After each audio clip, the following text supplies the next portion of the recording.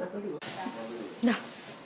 Selamat pagi semua. Selamat pagi. Hari ini kita akan ada resensi yang ke-62. Miss Sudha akan buat resensi pada hari ini yang bertajuk Childhood Matters. Yes.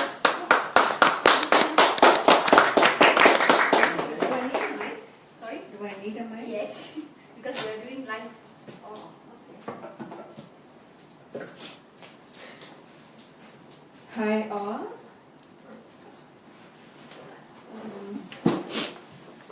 Just bear with me, I'm not familiar using a mic to hold on, so the volume changes when you keep moving it. Yes, right. I'm Sudha. I work as a counselor in a private practice.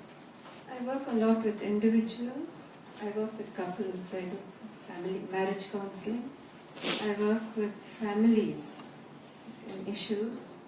I went along for child therapy for just a 15-day course and fell in love with it and ran with it, and right now I've seen over thousands of sessions with children.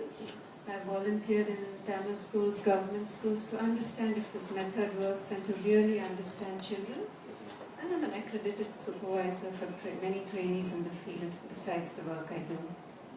I run other workshops also. That's my background. But just to help us understand a little bit more, as I did child work, I kept realizing the particular modality I was trained in was child-led. That means they lead, we follow. And we've never ever, once we left our family of origin, we've never ever allowed anyone else to control us. Can I say that? Yeah. We love to be in control. So giving over control in a child's hands was scary, was very, how the hell do they know what they're doing? They're supposed to heal themselves. And as I kept doing more and more of that work, and they healed themselves and they became better. For example, bedwetting, the 10-year-old stops. I've seen many like that. Pooing in their pants in the daytime. Facial tics, so many psychosomatic issues and so many other behavioral issues shifted. And then I kept realizing as I did this work more and more, that we adults might be part of the issue for children. Children are quite okay on their own. And we adults come, I see someone laughing there. How many of you here have children? Thank you. And I went into a lot of guilt, shame, sadness, regret for all the mistakes I made as a human being with best intentions and not knowing different. So as we start this today, let's just talk. People love stories, so I'm starting with a story. The common behavioral issues of 5-6-year-olds. I'm just picking a typical case where parents come in and say, please help me, Sudha. Can you please help him to control his emotions? That defiant little child there, yeah, that you all can see. He's only 5 years old and he's peeing in his pants when we raise the voice. If he's going to school next year, he'll feel so much of shame and people will laugh at him. Please help him. And nowadays I've learned not to see a child by himself. You see a child in the environment he is in. So take a very detailed history to understand the latar belakang, literally to understand as much as I can about the child and about the parents with compassion. Because, hey, I've made the same mistakes too as a human being, doing my best, and it's totally off target. So this child didn't want to interact with adults. He just seemed to hate adults. Any guests come to the house, he runs to his room, or the bathroom, or under the bed. He had defiant behavior. Defiant, Artinia, if we say yes, he says, no, thank you. If we say spaghetti, he says, thank you, Maggie me. If we say chapati, he says, thank you. And if you offer him everything, he says, I'm not hungry. I don't want to eat. Does this seem familiar for any of us here? Yes. Thank you. Thank you for being honest. Then I feel normal too. I went through all this myself. And the parents are scared of these children, not wanting to do their best, and it's a power struggle and a battle every day. This child loved books and numbers. He knew he knew the capital of America. He knew the capital of every country, of North America, South America, everywhere. He put me to shame. He knew numbers very well, the tables, the Saturn, Uranus, Venus, all that. Things I didn't know, he could teach me. And he hated going to school. Does this seem like it was a 45-minute battle to wake up this child and drag him from the bed to take him to school? I was that. Thank you. We can either remember children or see ourselves, isn't it? Yeah. That's why I love the work I do. It's not about children, it's childhood matters. Either children or the child within. We still have that child within us. Let's take and he had regular nightmares. Parents couldn't understand. Yeah? Let's take another story of a 9-10-year-old, because they are very related. Sometimes we have two children in our house and they are exact opposite. Does that seem familiar? Not yet. We say this other child is a perfect child. Thank you. They are doing their very best. They are very well spoken of by the teachers. They are very polite to adults. I don't need to remind them to say please, thank you and sorry, all that. Too many sorries are coming out from their mouth. They take part in all the sports activities. They are top in that. But as time is going by, parents notice, hey, this child is becoming increasingly lethargic. He doesn't seem to be able to do the activities he or she wants to. And the personality is shifting, becoming rude to mom. Sometimes it starts at 9-10 years old, sometimes it starts around puberty, very much. That's when the brain is literally rebooting, and I wish I had time to talk more about it. But personalities changed around adolescence when the hormones start flowing. And a greater sense of awareness comes in. So let's understand these children from a child's viewpoint now. Let's revisit these children and their history. This little defiant child of ours. Yeah? This fellow here. That fellow there. He loved books and numbers. It gave him such a sense of safety. You open the book today, New York is still here on the map.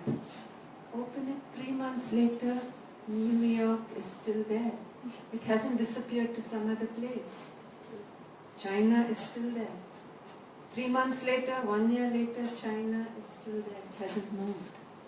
Numbers. 2 plus 2 is 4. 300 days later, 2 plus 2 is still 4. He hated going to school. He didn't want to interact with adults. Adults are so inconsistent. When the adult is in a good mood, he can have the ice cream. When the adult is not in such a good mood, no ice cream. And if he cries a bit more, no ice cream for a week. Stuff like that. And that's what we do when we are feeling challenged by the child, or the child is not able to hear us in the beginning. We raise our voice. We are feeling powerless, we want more power, we raise our voice to get the power. The more power we are raising our voice, the more the child is going into fight or flight or freeze. More scared he is inside. No wonder this child hated adults, hated going to school, more adults. He couldn't trust adults. He just couldn't trust adults, and the defiant behavior came from there. I can't let adults near me. Adults are scary. I feel so not understood. So confusing around adults. I try to keep... So does it mean that children, from children's point of view, they will only understand and being comfortable with something that is stable. Thank you. Something that's consistent, something that is stable. That gives them a huge sense of safety. Each time I raise my voice, it scares the living daylights out of kids.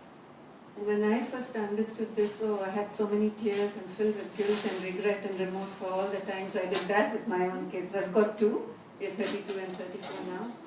And over time we've spoken all this and become friends again for all the mistakes I've made. Yeah? He peed in his pants because he couldn't take that loud tone. It was just too much for him. And we want them to control their emotions. Emotions happen. We don't want to feel emotions. Can I say that? Do we think emotions happen or we control the emotions? Sometimes we feel so much that we want to block it out. So it's convenient for us to not feel anything. We want to block it out and we work so hard at trying to block it out. But we can't control what's happening in us. We can control by blocking it, but it's happening. Because if I didn't want to feel, no one wants to feel worry, no one wants to feel so many things, but it keeps happening. We try to block it out. So no one pauses to ask a child, hey, what's happening inside you? I want to understand. When the child is behaving in a way we are not comfortable with. Instead we react to it. And his nightmares were coming in the night, in his sleep, all the nightmares about adults are coming. Which is chasing me, which changed me into a mouse. You should hear their stories. Oh, it's so heartbreaking and so cute. And then as I work with them in therapy, it's play and child-led. It's all about using a medium that they are comfortable with. The nightmares change. The witch changed me into a mouse. And after I became back a human, I changed her into a mouse. I know they're growing in strength. And so, understanding this adult, the other child, this one is so perfect child. She's seen the sibling being scolded so many times. I'm scared because if they can scold the brother, tomorrow I don't want that anger directed at me. I'm so scared, takut dalamnya. So saya buat apa-apa untuk puaskan hati ibu atau puaskan hati orang dewasa. Then I will not get the anger come at me. It's so scary. So they become, as I say, gooder than good. And then adults have high expectations. And it starts taking a toll on them. I have a lot of adults who come in. Yeah, and I'm in a private practice, so we charge. There is a certain fee attached. These are all gooder than good children. Not all, some of them. They're earning well. But the capacity to live up to somebody else's expectations is so much. It's killing them. But when they get the next project, they are frozen. They can't move. And hey, I'm really good. I've got A's from primary school or from kindergarten. How come I'm scared of a project? Help me understand.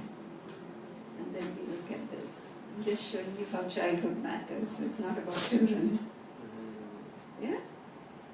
So now, as I realized more work was needed with the parents than the children, and helping parents understand we do with best intentions. However, that's just not enough. Sometimes we need to see the perspective from that side and meet emotional needs of a child. And parents are really, really committed to children. They come in and they want to learn about how to do things differently. And as they shift, they're amazed at how that child who was scared or who didn't want to explore the world, would refuse to try a new food, refuse to eat vegetables. On their own, they are going and eating vegetables. And the peeing and the pooing stops. And I was amazed too when I saw that shift. And so I was passionate. I continued doing what I'm doing today.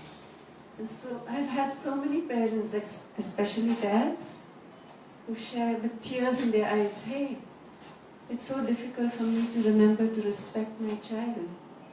Simply, it's not because I don't want to. I didn't receive it growing up.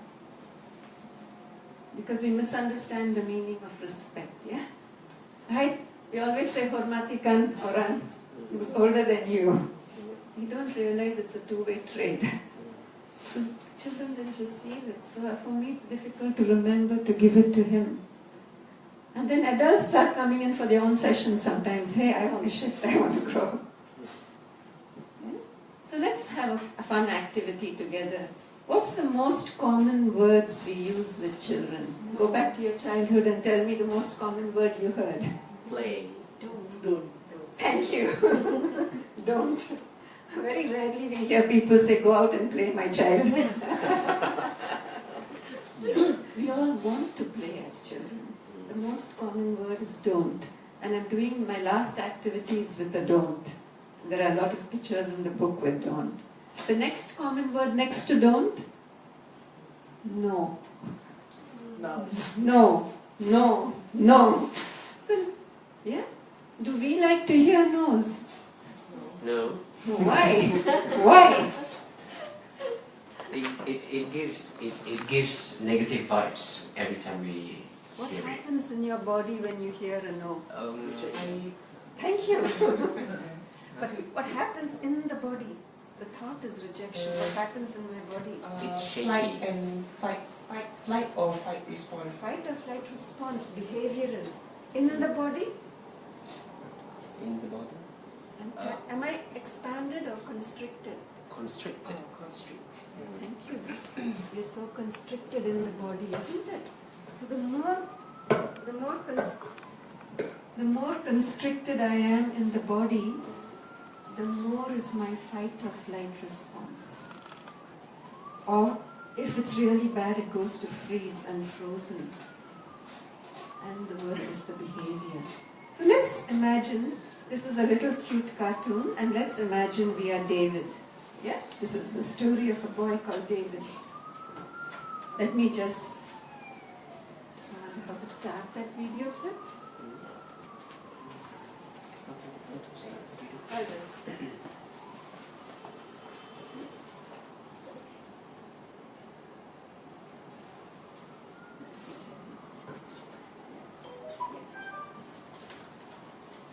Imagine you're David and you're hearing this all the time. David's mom always said, "No, David."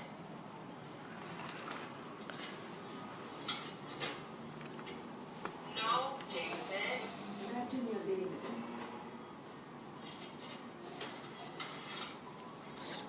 No, David, no.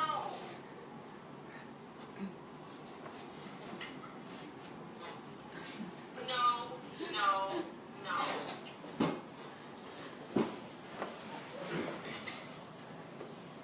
Come back here, David. Takut, he runs.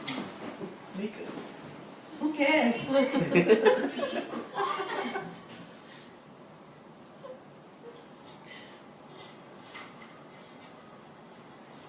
play with your food.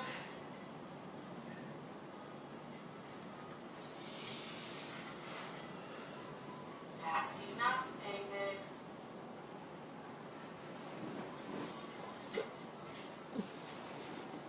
Go to your room.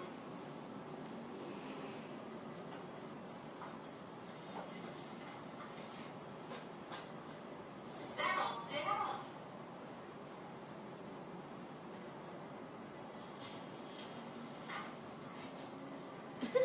Stop that this instant.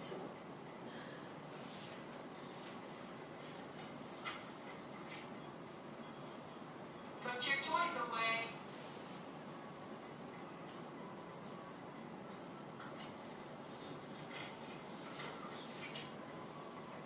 Not in the house, David. We don't speak so sweetly, usually. Everything is instruction. Yes. I said no, David.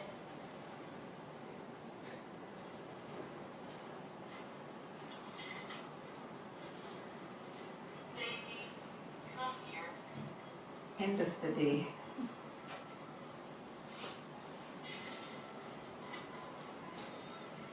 Yes, David. I love That's so deep. How do you feel? How did you hear? If you are David, what's happening in you? Seems like everything's gone wrong, but then the adult says that I love you. So it's very contradictory. Very confusing. Yeah. How did you feel as David? You can share in Malay or English. Rasa macam bila cakap jangan, dia tak dapat rasa hubungan dengan mak ni. Macam asyik jangan. Tapi bila sekali mak dia cakap saya sayang awak, dia macam oh, ada connection. Yeah. Thank you. The key word is connection. Selalu dengar janganlah. Hati tak boleh tahan. Lebih takut. Apakah yang saya buat kesalahan? What's my mistake? He's just doing what he's doing. His body is fully the body that is in fight or flight. So see David's response to the world now. You see how David reacts to the world.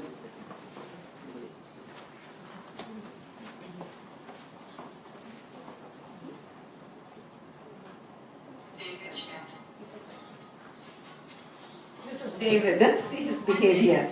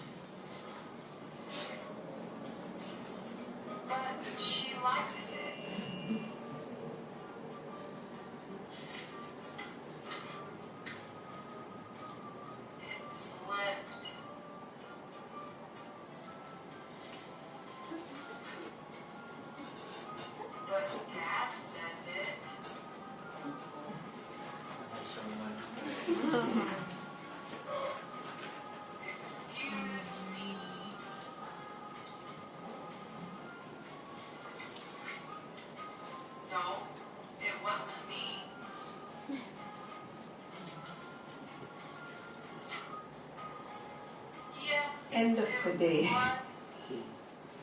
Nightmare.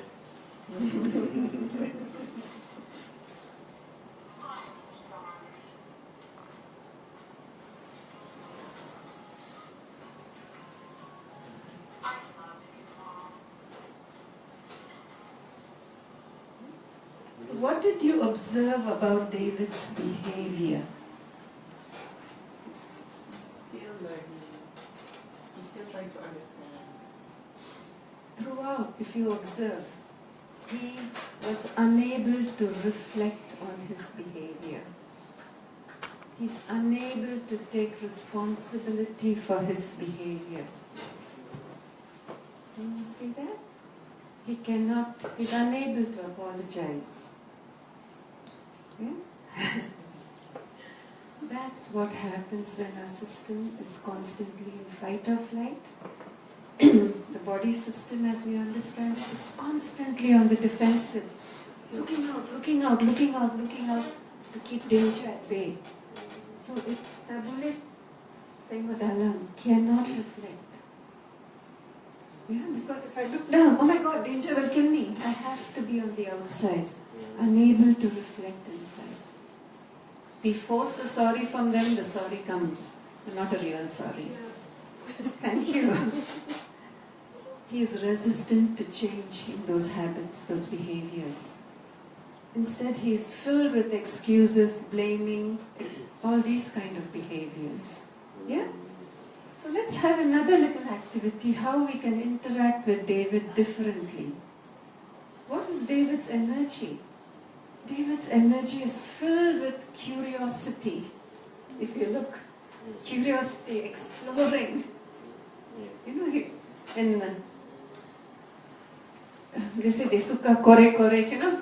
Nodite porar in Tamil they will say. He likes to keep on seeing and curious to explore the world. Yeah? Why is that? He has a low impulse control. He needs it right now. He cannot wait. I want McDonald's, I want it now. If I don't get it now, giant tantrum. Very low impulse control.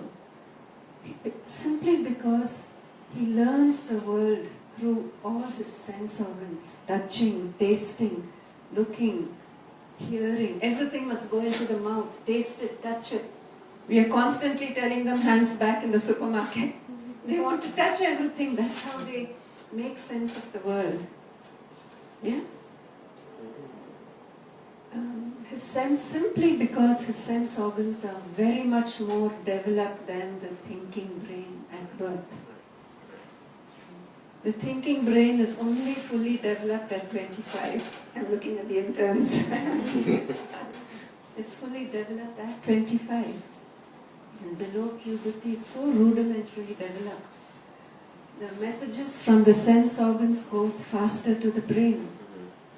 So they make sense of the world through that. Guess what? We were all children once, we were all babies once. So we also make sense of the world through our sense organs. And we interpret the words through the messages our sense organs have sent to the brain. Yeah? But we forget it. They're still in touch with it. The sense organs are feeding information. He's making sense of the world through his sense organs. And we are controlling it. He can't understand what the hell is happening. He just can't. So our job is to allow them to remain in touch with that curious, exploring, inquisitive energy they came in. And it's a whole chapter in this book towards the end. It's filled with resilience, bouncing back. Not, yeah, I made a mistake. It's not a disaster. They can bounce back. It helps them to be in touch with that energy and help them control that impulse. But control that impulse doesn't mean control yourself, behave yourself. It doesn't work. We have to help them regulate it. Yeah? So interacting, as I say, we interact with individuals either like this or like this. This way is more top-down, dismissive, instructional, where I'm not really seeing the other person, I'm just barking orders. Oh, I want it my way, I'm not able to hear the other person. This way is respect. And so let's revisit, and when David hears a lot of no, no, no, no, it's all instructional. David hears us as something is wrong with me, something is wrong with me, I shouldn't be doing this. But that's his normal senses. I shouldn't be doing this. And he's filled with fear. And he's shaky and scared inside. Fight or flight. The more shaky he is inside, the worse the behaviors. So as a counselor, what I do is I only hear the behaviors in the beginning. From understanding all the stories I know, I get to understand the internal state of this child or an adult and how much work I need to do or how much work is needed. And many a time it's to support the parents than the child, yeah? And I empathize with parents very much because I've been that parent too and made my own mistakes with well-meaning intentions. How can we not, yeah? So who would like to read out this definition of respect for me? Would you read it out, please? Definition of respect. Admiration felt or shown for someone or something I believe has good ideas or qualities. Politeness, honor, and care shown towards someone or something that is considered important. A feeling that something is right or important and I should not attempt to change it or harm it. Thanks. Thank you. That's the biggest thing I learned from child therapy.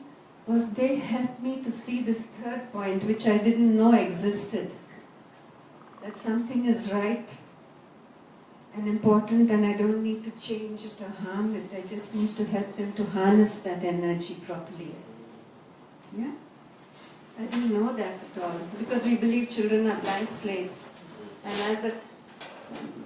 as a Malay client of mine, and she said she's going to patent it, okay? She said, we believe we are born tabula rasa. By the time the child passes through the adult's hands, the child becomes tabula rasa. We can't stay in touch with the primary feelings that are gentle, soft, our very nature. Instead, we are deep into this fight-flight nature. I think it's because a lot of people don't really believe or understand that children are merely just adults, but they have no life experiences. Yeah. So that's why they get such a blank state. Yeah. Yeah. They come in with getting their life experiences from us, and the way we interact with them makes them fearful of the world, because that's their life experience, isn't it? And so, when we are now, enough research has shown, when we are respected, we are able to socially engage in interactions. The brain is actually made for this. Before they didn't believe it. And if we are not in that state, it's a nervous response, nervous system, sympathetic nervous, parasympathetic. I can stand here and talk to any doctor and prove that it's a real biochemical process. Adrenaline, cortisol, all flowing through us. Fight-flight response, yeah? So let's have an activity together. How can we support? David is filled with curiosity. He's exploring the world. And these are the originals that we saw. How can we interact with a child like this? And I work with many children like this and help them shift. So instead of saying, no, David, what can we say to him? Let's all go back learning something from here. David, what can I help you? See him. David, hang on, I'm coming there, I'm helping you. Just hold on there, I'm coming, I want to get those cookies for you. Then he doesn't try anything more, he doesn't fall from the chair. Our main job is to keep him safe. Then we can talk to him, isn't it? What can we say to this one? Bedtime, he's doing this. Quite difficult. Davy, you're Superman, isn't it? How do you think Superman goes to bed? Come, let's go together to bed like Superman. Let's talk about it. And I lower my tone and my voice. Because he's hyper. If I'm going hyper, I've revved it up to triple hyper. I can't sleep. So when I take care of Davy, I'm taking care of myself. It's not about him, it's all about me. So when we see a child hyper, a small kid, keep our tone lower and slower. Because that helps regulate his brain. But I can be excited in a lower tone. Hey, Davy, I see a Superman. Let's all go to sleep as Superman. Let's see how he sleeps. So I'm in that energy of curiosity and fun. And I'm helping him have awareness of options. I'm harnessing that energy. What can I say to him? Yeah. Everybody has an accident occasionally, so let's clean it together. But when we see that mess, what's happening in us? Can I talk so sweetly? Let's be honest, I'm talking from the heart. Davy, just stop there, I'll help you here. Just stop, I need to breathe, just pause. And you clean it together. We are humans, isn't it? The minute we see that mess, we are up here. What happened? Was it too heavy for you? Let me help you clean it up. Yeah. Oh, what happened? Just pause, I'm here. The minute I say, what's happened? Just wait, I'm coming to help. I'm leaning towards the child. So the fight-flight is not activated. I say, David, what happened? I'm leaning away from the child, the fight-flight is activated. But if you just straight away offer your help, you didn't really teach the children. No, if the mess is happening We want the child to, thanks for that lovely question. The minute there's a mess, how do we, if my tone comes out loud, my anxiety makes my tone come out loud. No, I mean, for me, I just ask the kid, okay, what we can learn from this? Do you think this is the best situation? Yeah. Do you want it to be happen every time? Then if she said no, okay, then But you learn from this. yeah, but when can we ask that? Immediately when the thing happened, then we can. After we cleaning clean it the up? mess, we can ask them. Oh. Because the minute the mess is there, they are expecting a shelling from us, they are expecting a scolding from us, they are scared of us. The brain can't process whatever we are saying. So once they see us saying, hey, let's clean that mess together and talk about it later, their brain is picking up our tone, our whole being, our body language. This travels to the brain faster than our words. So our brain regulates their brain, and then they are calmed down, they see we are helping, then they are ready to take responsibility, learn from the mistake, whatever we say, they get it, the brain gets it. Yeah, our demeanor. But when that mess is there, they're waiting for the scolding, waiting for the scolding, waiting for the scolding to come. Can I say that? We've all been there, done that. Yeah. Thanks for that. So what do I say here when he's doing this?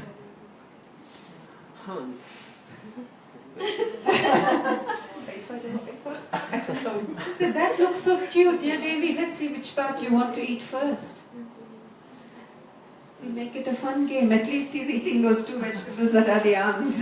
If he answers, I don't want to eat him, he's my friend. And then, Jadikan masa makan dia. yeah, it's my friend. Masa But makan then dia. what should we do? Kids do say that, Yeah. absolutely. I'm a kid. Yeah. So then I don't go into getting him to eat it. I don't get instructional. I get him to collaborate with me. Hey, then it's lunchtime, and what will you do for lunch then? Then he says, maybe I'll eat the legs first because he loves chicken blood. Get him to collaborate. Collaborate means I want him to self-reflect rather than sorting out the issues. The brain doesn't have the skills. I want to expand the brain to have self-reflection skills. Thanks for that question. What do we say here? Oh, that's almost falling. So. Hang on, David, I'm coming. Hang on, I'm coming. I'm helping you. We'll deal with scolding, David, deal with the issue later. We need to keep that fish tank safe. The minute I say, David, how could you? Oh, sure it's going to fall. And I have to clean up the mess. Let me be kind to me. Isn't it? What do we do here? Is it tasty? First thing you say, hey, that cake looked really tasty, isn't it? And you couldn't resist it. And what do we do? It's sister's birthday cake. Let's see what can we do now? Get him to take responsibility. Yeah? I actually worked with a child like this, very much like this. And throughout his play was, Johnny, Johnny, Yes. yes, Papa. Eating sugar, he wouldn't say anything after that. And there was a little figurine like Johnny, and Johnny got a bashing and a beat. And it may not be physical, it may be verbal, but for the child it's real. It was so scary and so scary for him. And he froze, and we had to do so much work to help him to recover. And when Johnny came back alive, so much anger, and he was killing adults and killing all the adult figurines in the play therapy room, Johnny came back to health. We are constantly correcting children and instructional on table manners. What can we tell Johnny here? Enjoy it. We are happy if those vegetables are eaten. Thank you. What we want to do is, rather than teach children, we want to role model it. They pick up from our role modeling. Here Johnny's going to fall. What do we want to do? hang up there, Johnny, I'm coming. Or we go down there, we go there and Johnny's fallen already. What do we want to do first? Help him out. What do we usually say? Is it hurt? Does it hurt? No. What do we usually say? Let's be honest. Padan muka. Thank you. Sakit kan? Ha? Exactly. I told you so not to do that. I told you so. That's the most common line that is used. I work with, I'm blessed or privileged enough to work in a practice with expats from all over the world, and like I say, I work with people from all continents. That's the first line that comes out. I told you so many times. And that puts the child into fight-flight because he's feeling malu now, and he becomes defensive. I was stupid enough not to know how I shouldn't do this, and I did it. The more defensive they are, they'll repeat the behavior worse. So, for a long time, speaking about myself, I used to carry a zip and walk around to help me to learn to shut up and not say I told you so. He's playing in class with chewing gum, and we tell Johnny, hey Johnny, David, that gum looks really interesting, yeah? Let's put it aside till after class. Because the minute I say don't chew that gum, he takes it and sticks it on somebody else's chair or in the book in the pages. He's making noise, he's experimenting. I tell Johnny, or David here, David, those sounds are really interesting, isn't it? And Granny's sleeping, let's see how we can use it softly. Collaborate with him rather than instructional. The child will, so easily they come with us when we collaborate. Yeah? Hey David, what's up your nose? You see, David, what's up your nose? Let me help you.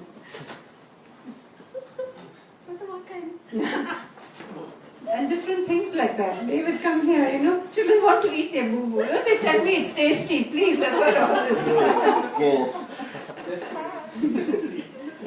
They do that because they love slime, they like gooey, mushy things. And they are experimenting and seeing it. Yeah. And if we told them it's dirty, it becomes tasty for them. We set them up, please.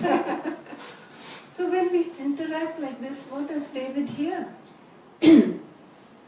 We are not making him feel less or small or something's wrong with him. We are harnessing that energy of curiosity.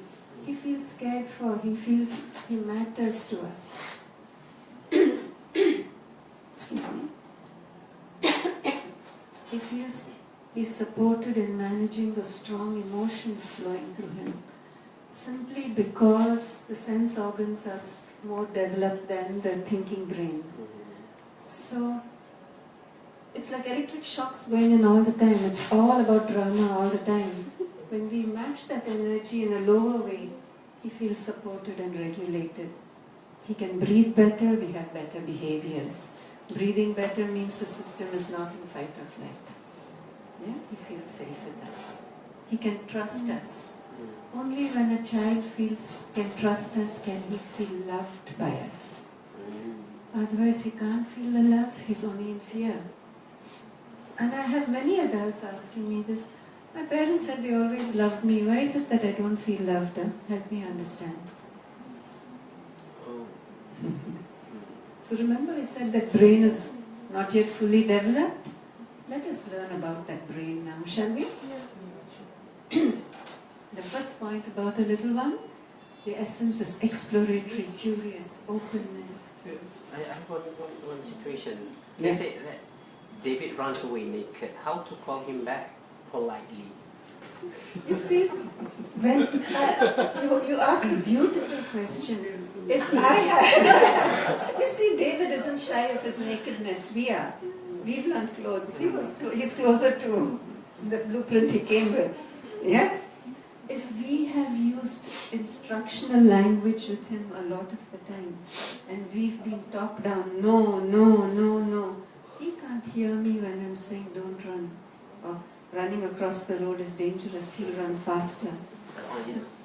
If we have not used that language, We have not said no and don'ts. Then when we say, hey, David, no, he will stop because he knows I care for him. The no works when he's running across. But if I've used too many no's and don'ts, and I didn't believe all this work, I thought it was a bunch of, not going to use other words.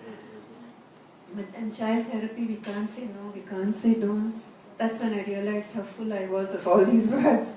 And just not saying all this and learning to say it differently shifts the child's behavior. The child feels so respected, they learn to respect themselves. Respecting myself, I don't go into those behaviors. It's a simple formula. Now let's see how a child's brain is different, especially below puberty. They only see good and bad, opposites. We sit and give them a lengthy lecture, you know. When a child says, my teacher is like that, or granny is like that, what do we tell the child?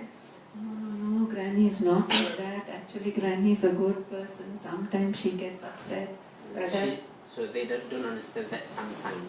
They don't understand this concept of abstract thinking because abstract thinking only comes in during puberty. The brain literally reboots physically and brings it back. No wonder. So they can't get a lengthy explanation. We talk to them like little adults. They don't know what the hell we are saying. They're waiting for the lecture to finish and they can go away. I've heard it so many times. And each time I hear it from a kid, I feel so guilty for all the times I did that with my kid. And I didn't have the patience to hear, or I didn't understand this. If a kid, when a kid being scolded, they cry, why? Two reasons. One is they cry because they're so fearful and their mistake is, let's imagine their mistake is 30%. Our scolding is 50-70%. We don't realize that they are so tender that the sense organs take everything in so fast that even if we scold them 30%, it's like 50%. So when we are doing 50%, it's 100% over for them. And they're paralyzed, they're frozen. They're just waiting for it to be finished. Yeah? For example, if you look at children's languages, what they say, my teacher always picks on me. Yeah? They use absolutes, extreme words, because they think in opposites. Okay. Oh. Isn't it? Good or bad, love me or you hate me. You love me, but sometimes you hate me, they can't understand all that. Yeah. It's all extreme words. Yeah? You're never there for me. You never buy me what I want. Because that's how they see the world. It hasn't expanded enough, the brain. It's our job to help. Is that true? Is that true that I never got you something?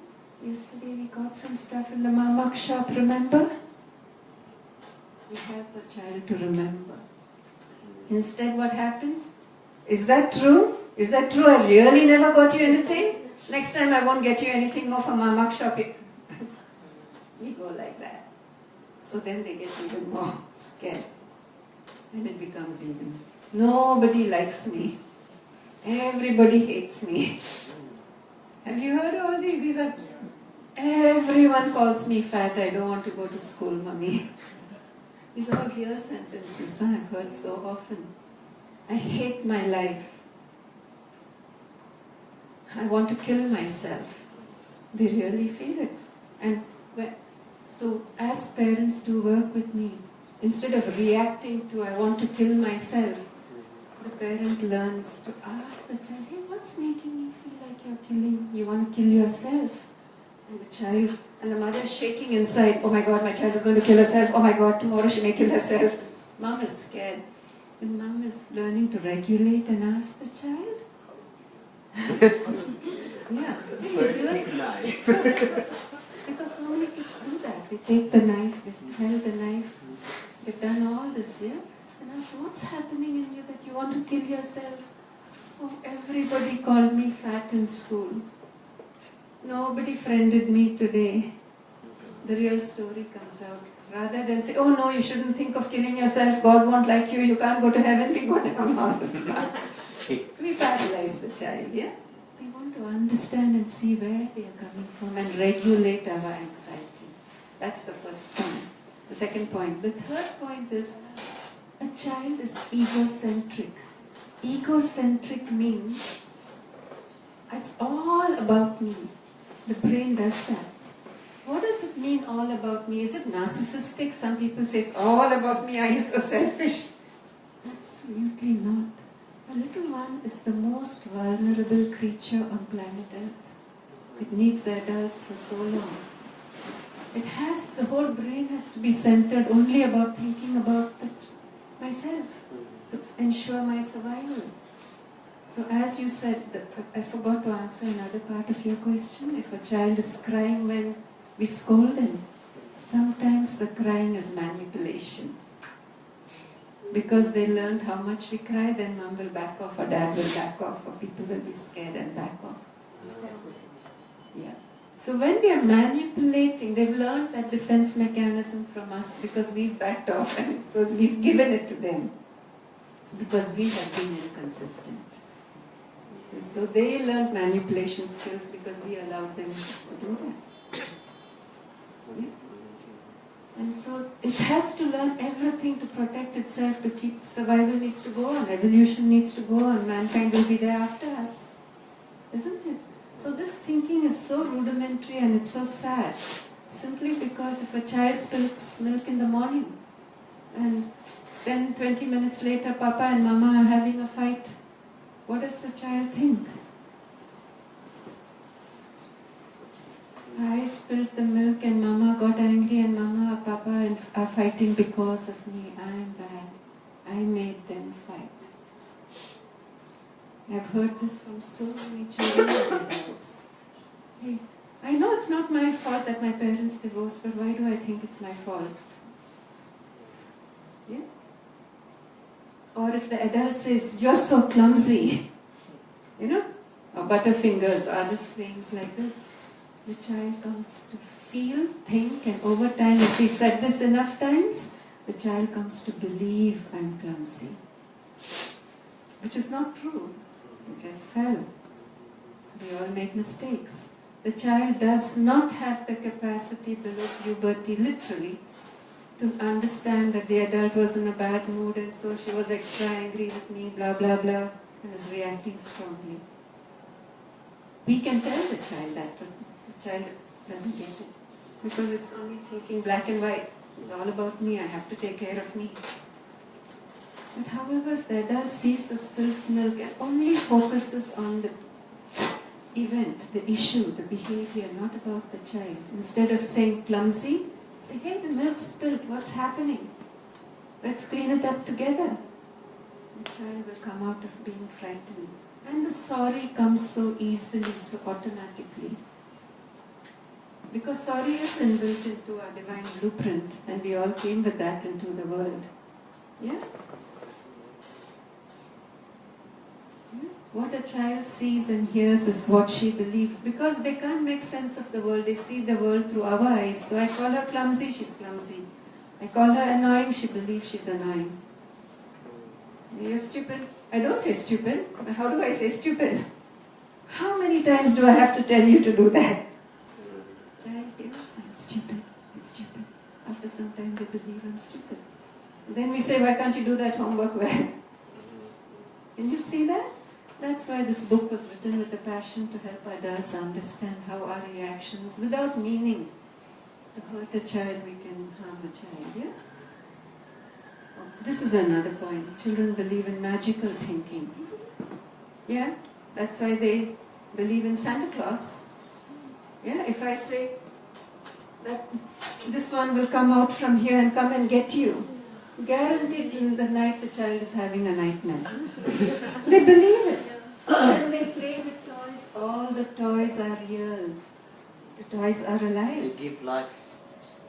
They don't give life. They already have life. They are seeing it has life. We all saw like that. We've forgotten. They're like Ultraman. Oh yeah. And they want to be Ultraman. So if Ultraman can fly, they think they can fly. They really do. that's why we have to be they're so tender, so tender-hearted, so we need to jaga hatinya dengan sangat baik, yeah? Very gently and firm. Not loud and firm, not kasar and firm. And offer them a structure. Yeah? Or many times children tell me this, my heart breaks when I hear this. Why am I so bad that even God doesn't love me? I say, what happened? Because they're behaving naughty and parents are praying together and you're all praying together to make you a better human being. Let's pray together to give you the strength not to do this mischief again. And it's happening. And so God isn't helping me. But because I'm bad. Can you see how simple, rudimentary the logical brain is? No logic. It makes nonsense, distorted sense out of simple things. So we don't want to use things like that to scare them. Magic doesn't work. Santa Claus doesn't work.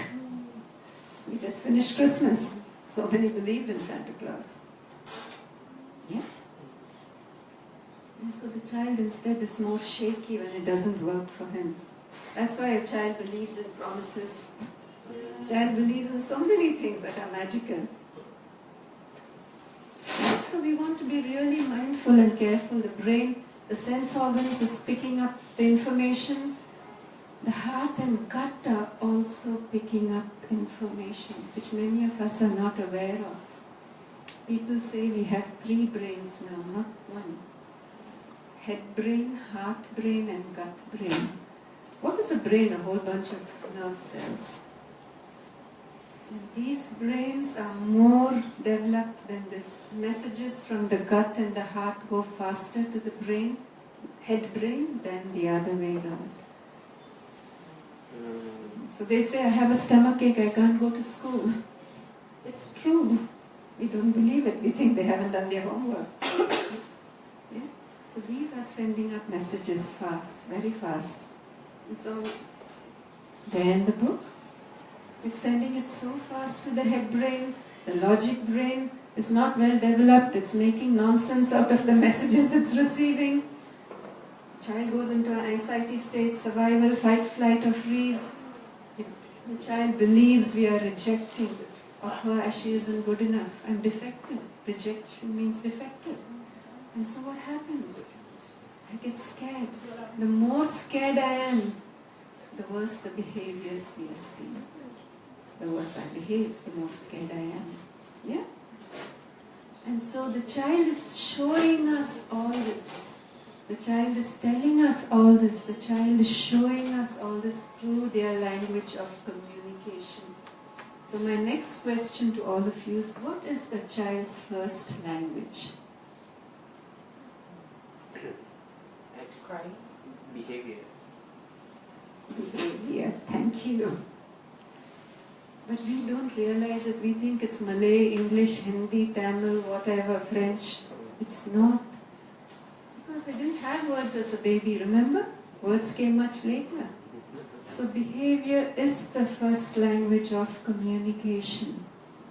And so we call it play. Play is the first language. Play involves movement. What is movement? Movement is action. Action is behavior.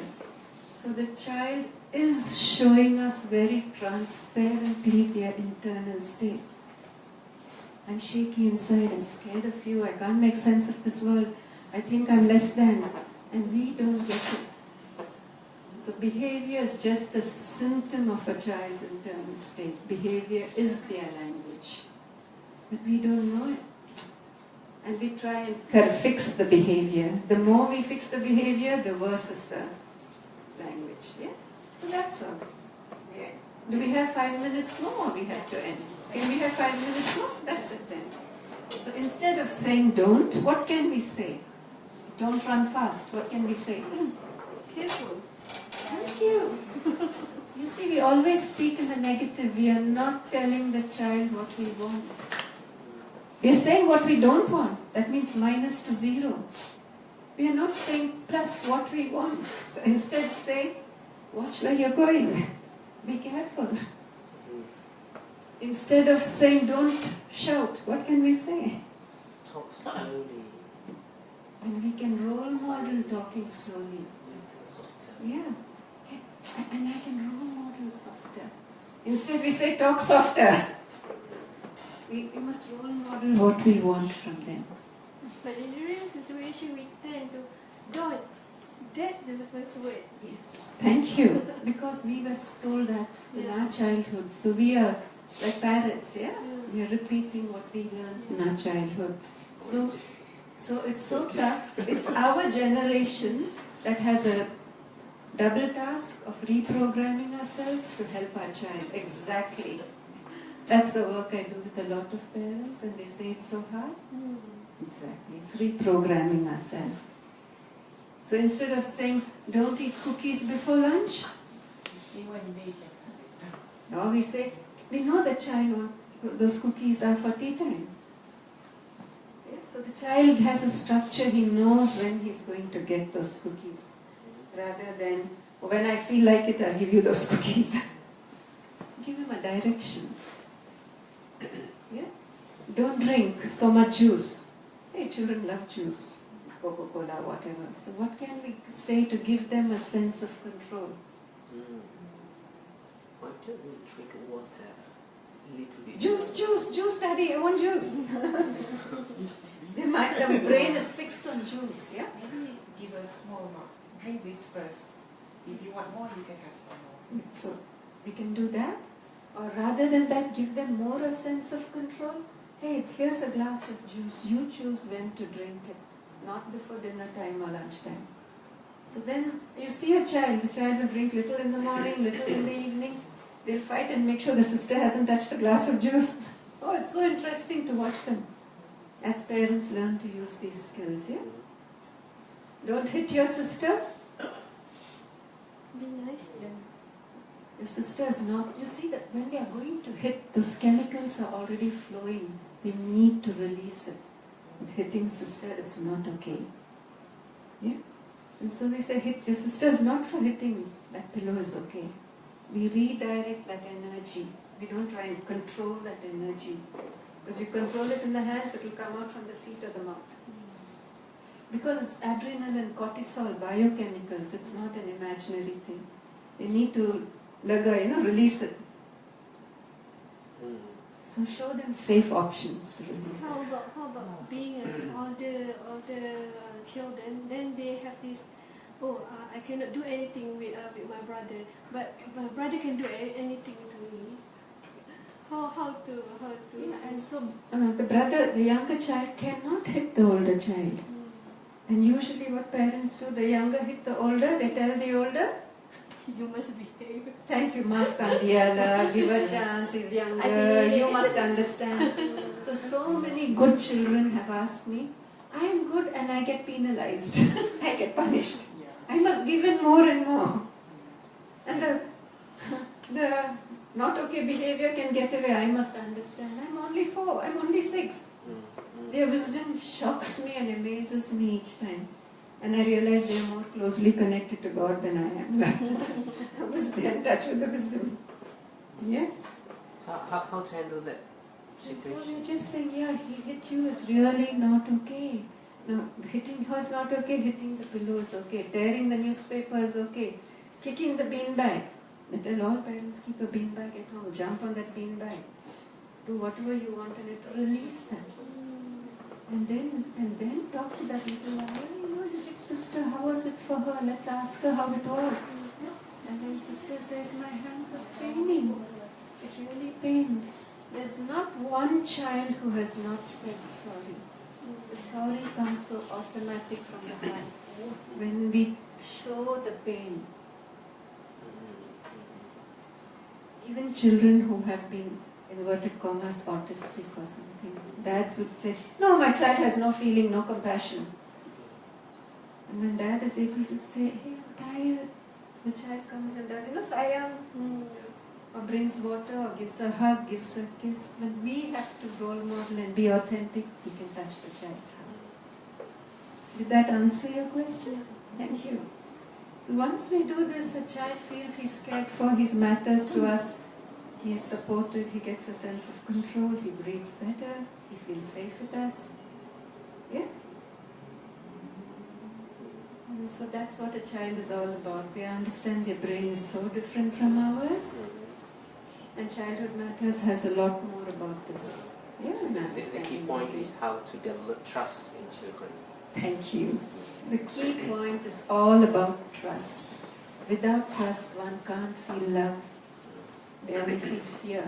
And so if I could rewrite all Valentine's Day cards, instead of writing I love you on the cards, I'd say I trust you. So how to get your book? Well, this book right now is available in Kinokuniya NPH, Times Borders, and a few more bookshops it's going to go in. It's selling for 70 ringgit, 70. It's in the process of being translated into Malay and Japanese. Yeah. Thank you. Thank you. I have many Malay interns, supervisees who are learning these skills. And they are the ones who want to translate the book and say, we are learning so much and we want to reach out to the community. So they are all supporting this process. Thank you. Thank you so much for listening and making the time. Thank you so much, Miss Sudha. Okay, so ada soalan nak tanya dengan Miss Sudha? Okay, sampai sini sahaja. Thank you.